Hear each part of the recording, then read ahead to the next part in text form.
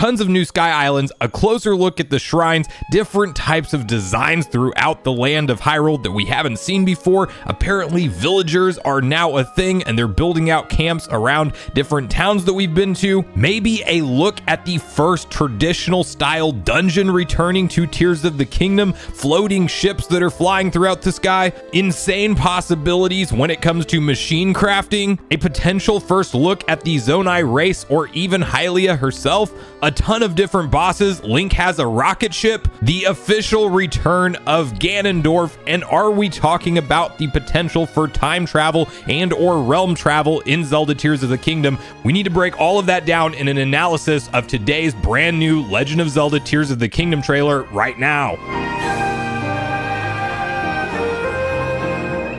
Today we got to look at what is claimed to be the final pre-launch trailer for Zelda Tears of the Kingdom. It was 3 minutes long, and I don't know how this couldn't put to bed any of the worries or concerns from critics online suggesting that this game is $70 DLC, as we right out of the gate see the expansion of the Sky Islands into the Hyrule that we know and love from Legend of Zelda Tears of the Kingdom. I believe that the opening scene with Link falling into the sky and the splash screen logo for Zelda Tears of the Kingdom popping up is likely that intro to the game, similar to what we saw happen in Zelda Breath of the Wild, where the logo pops up upon Link first stepping onto the Great Plateau. This is likely that same transition into the more expansive adventure of the game. It very well could be after Link has uncovered his new abilities. We then see him swiftly land into a very familiar Hyrule, but to first back up and examine some of what we see as Link is transitioning to the ground,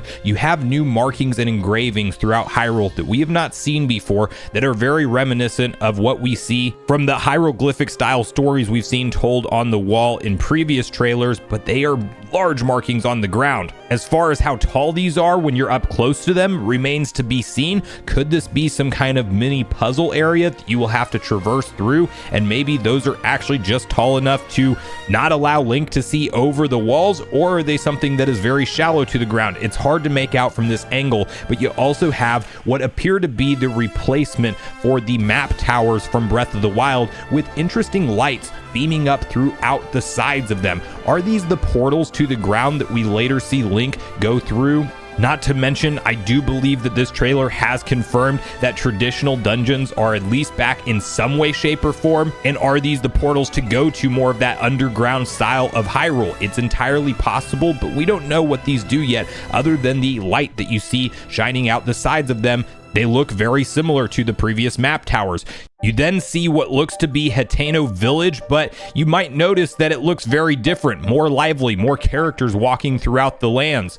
It seems as though NPCs are going to play a much bigger role in this Zelda, and that's very welcome in my opinion. They've crafted new structures outside of buildings that are very familiar, but they're different. We then transition what looks to be a portable camp from villagers traversing throughout Hyrule. It looks like they set up shop there, and then they may pack that up and leave throughout the game. It definitely seems like Link is going to have an emphasis on helping all of the people and travelers, the Hyrule citizens. That will be a much bigger focus in this game that were not before. We then see Link climbing up the side of a mountain with a much closer look than we have seen up to this point in time, with what appears to be a shrine replacement. You can see the green swirls that are extremely reminiscent of the very first reveal trailer for Zelda Tears of the Kingdom, illuminating throughout the tower. But what we can't make out is if there is a straight up entrance to this, and if these are likely Zonai shrines where Link will be upgrading his hearts and stamina yet again in this game, or if these are more just reserved as teleport points throughout the map. We don't know what to expect from that. There is also a big circular tower that is propped up in between certain points of the mountain off in the distance that we don't really have an answer as to what's going on with that as Link is climbing. We then proceed to see more of those big expansive zoomed out camera shots as Link is running up, and the camera appears to be focusing in on a giant swirl of clouds, some kind of storm-like thing going on in the sky, potentially tied to a sky monster that we see later on. And we then get our first look at the Gerudo Desert, which is very different. And this is where the chaos starts to unfold, because it does appear that a building is rising out of the sands of the Gerudo Desert. So not only will we have the Hyrule Castle levitating to the sky to worry about, with all types of rocks and boulders falling beside it, but we will also likely have multiple points throughout different areas of the map rising up to the sky, potentially some going downwards into the ground, and that is likely the setup for traditional dungeons, at least in my opinion, based off what we've seen so far. We then have a very interesting look at potentially the Demon King Ganondorf, although I would like to point out that there is a lot of debate around the hair of Ganon. Is this demise? Because there is definitely a lot going on with the fiery, malicey style hair that he has, and it's absolutely reminiscent of what we see from Demise and his hairstyle, although this is not confirmed. This could very well be a malice form of Ganon, as the camera cuts away just whenever he starts to look, so we cannot make out whether or not this is a different form of Ganondorf, whether or not this is Ganon powering up to a new malice creature style form, or if it is actually a return of Demise. That point is very much up for debate right now. We then see Link and Zelda in that classic scene where Zelda is falling backwards, Link is attempting to save her, although his arm does appear to be fully corrupted at this point as he's reaching out for her, and we can see that she absolutely does fall. This is likely the separation between Link and Zelda that likely happens early in the game, and most of our mission seems to be around uniting with Zelda if you pay attention to the voice acting that was in this trailer. You can also see that Zelda's left hand is indeed glowing as she falls away, signifying that maybe whatever she is falling into, she is maybe teleporting somewhere else. She's maybe catching herself with that, but as she falls further into the abyss, that glow gets lighter and lighter, both in her hand and towards the center of her body. We then see what looks to be 10 or more holes quickly opening up in the Gerudo Desert area, potentially signifying an underground portion that you will traverse to. While this is going on, if you look at the other portions of the screen, there is a glowing green circle in the far right corner that looks to potentially be one of those Zonai shrines. There is also a very big marking out in the mountains behind it, which is similar to what we saw Link see from the skies above in the earlier shot, and this one does appear to just be a art drawing. It does not appear to have any length of depth, but you can definitely make out some kind of creature being featured in the background. We then transition to what I believe could be our first glimpse at a traditional dungeon. We only get a very brief look at it, but Link is running throughout a giant enclosed structure with molten lava raining down from the sky. This could very well be underneath the sand pits that we saw opening up in the previous section of the trailer, or this could be something tied into Death Mountain underneath it. We don't really know what we're looking at here. There is what appears to be swirling smoke right around a far off distant structure that Link is running towards. But if you ask me, at the very least, this is the confirmation of a underground section of the game, if not a full-on return to a traditional dungeon format that Link will have to conquer and maybe even find a unique item from that he can use in the rest of his adventure. We then see some kind of Viking ship levitating in throughout the sky, and you might notice that there are multiple ships around it. It almost looks like some kind of invasion, and or it could be allies of Link that are slowly landing to take him off to some kind of new sky island, potentially sky dungeon. While we did not get confirmation of underwater exploration in this trailer, we did get a very brief look at Link going into a water ball that is being held up by some kind of green, likely Zonai energy in the middle of the ball as it circulates around, and Link is fully submerged and able to platform up these various structures in the sky. And I do believe that this is at least hinting at the fact that we will likely get full underwater sections within the game, not to mention that ascend button does become available when Link hits water, as we saw in the previous 10-minute gameplay demonstration. And I definitely think that we will indeed have some kind of underwater section within Tears of the Kingdom. We then see the classic Mission Impossible style red laser beams being featured in a tunnel. Some have theorized that this could be tied to the Yiga clan and how Link falls to the bottom of a pit within the Yiga clan hideout. That is all up for debate, but we do also see Link have that wingsuit that you may or may not have known was a thing if you looked at some of the art book leaks or not, but Link is definitely geared up with that, likely allowing him to have longer traversal available when equipped with this suit throughout the sky in terms of how far he can go. We haven't seen any kind of stamina wheels when he's gliding or flying throughout the sky, so we don't really know what to expect in terms of that, but I do think that that wingsuit will definitely play a big portion into Link's sky traversal. We then see what looks to be some kind of puzzle. This could also be within one of the large ball structures that we see later on in the trailer floating throughout the sky, and it looks to be one of those rotate a wheel around until you get one of the balls out from the machine that is waiting to release it. And then we quickly switch to Link gliding through some kind of maze area and straight into horseback combat, which you cannot tell if this is a cutscene or happening live, but it does look like it could indeed be happening live, and Link is likely able to hold and charge up a weapon and twirl it to knock off enemies as he rides by on his horse. That is very exciting to me. You also see a lot of warring villagers, regular everyday people fighting alongside of Link, trying to defeat the moblins that are attacking their area. We then see Link ascending through an elevator, very reminiscent of what we saw when those hands were attempting to grab him in a previous trailer, but it looks like he is on his ascent back up. And here we get the first look at a brand new creature. There is a lot of debate online around who this person is, what this creature is, but this could indeed be the Zonai race, or it could be tied to the Zelda Hylia type character that we see featured later on. We don't know the ins and outs, but judging from the slow pan in on the face of this character, they are very important within the story, and you can see numerous markings and a goat style head, horns and hair, and then notice the tear droppings around the eyes of this particular character, as we will be comparing this with some upcoming ones here in a moment. Next, we see Link riding on top of a tall mountain with Epona with various structures off in the distance, and some colorful flowers reminding us that the land of Hyrule is still alive and well. And we then shift to what looks to be some kind of giant Zonai creature coming out of a structure on the wall that it looks like it was bound to this entire time. This is potentially some kind of boss fight that is starting to unfold, and this is the first look we're getting at it after maybe Link has freed this thing and he has to now fight it. It could also be an ally, as we don't know if these constructs and things will at some point be on our side. There are also a lot of symbols around the thing holding this construct style beast. We then get a brief look at what looks to be a restored central castle room. We then hear the first glimpse of voice acting in the game where Zelda's name is called, and it is said that they rely on Link as their last form of defense and the legendary blade that he carries. We see the NPC that is likely the voice talking put his hand on Zelda, and Zelda looks up and says Link. Now this is very up for debate on whether or not she is referencing that Link is the person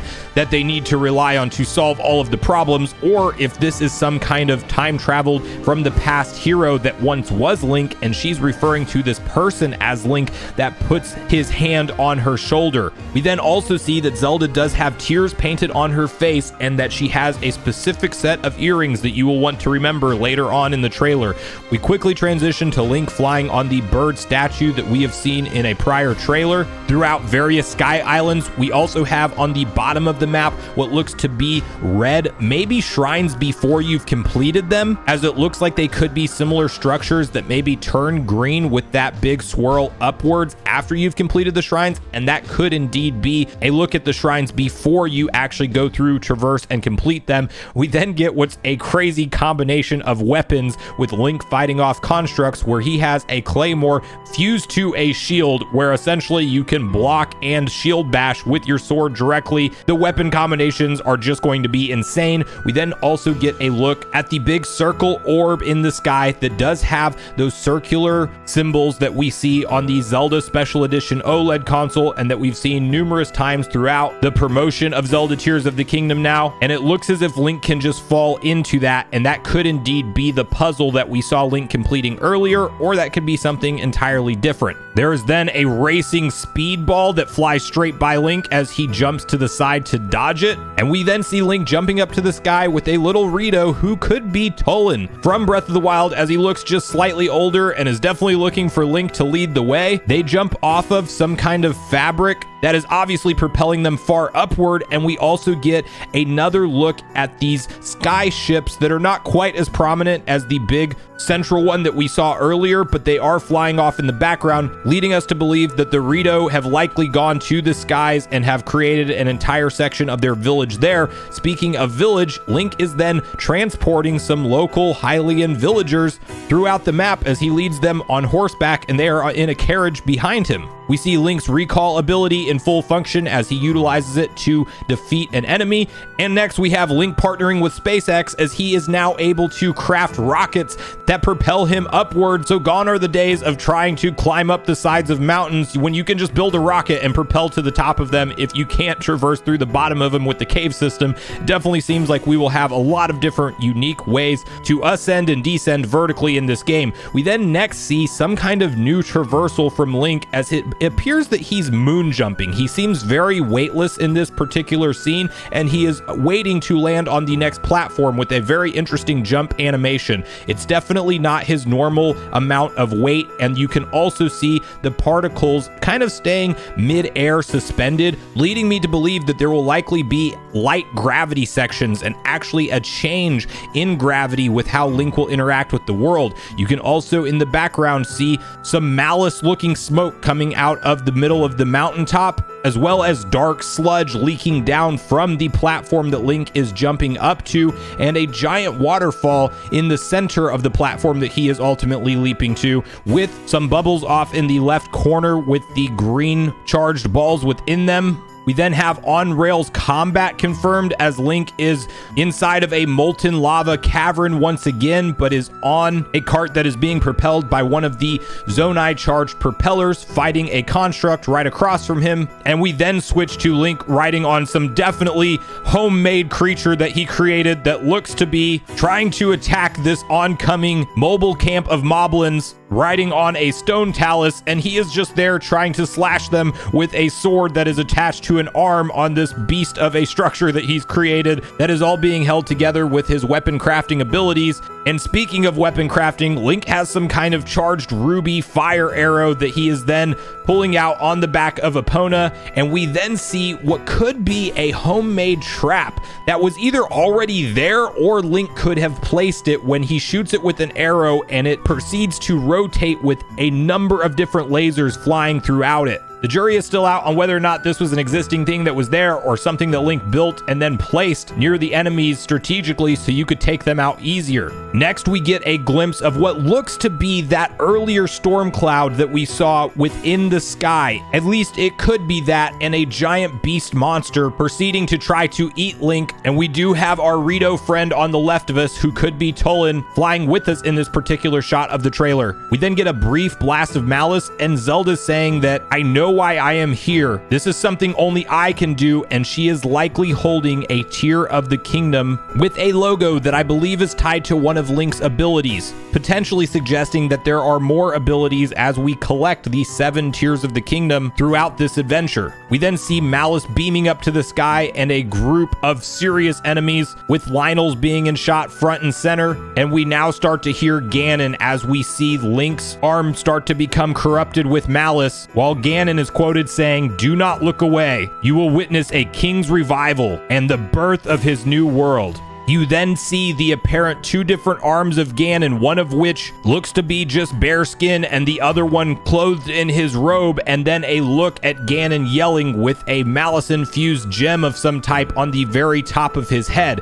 Ganondorf is back. It is confirmed. This is indeed the Demon King himself, Ganondorf. There is even official artwork released from Nintendo confirming this character, so there is no doubt about it. While the debate on demise is undecided at this point in time, you can for sure say that yes, indeed, Ganondorf is here and is back in a big way in Tears of the Kingdom. We then have Link running from a giant monster who is attempting to eat him, crocodile slime style monster that goes right back into the ground. Link and our Rito friend falling once again. A very important character then pops on screen just for a very brief moment. This could indeed be Hylia herself. It could also be some kind of fusion between Zelda and the dark goat-like Zonai beast that we saw earlier. And you can see 4 different tears on each side of her eyes, as well as the same earrings that you see Zelda wearing throughout this trailer, and a glowing tear on her necklace that does look to be a tear of the kingdom, and a glowing right hand, definitely signifying that this is an important person within the story. And while we don't know exactly who she is yet, we know she is important and a central point of the progression of the story in this game. You then have what looks to be the light beam that was charging up being unleashed, and a lot of destruction to follow throughout some sands. The return of a next generation of champions is likely here, as we see a new Gerudo champion releasing a lightning blast briefly.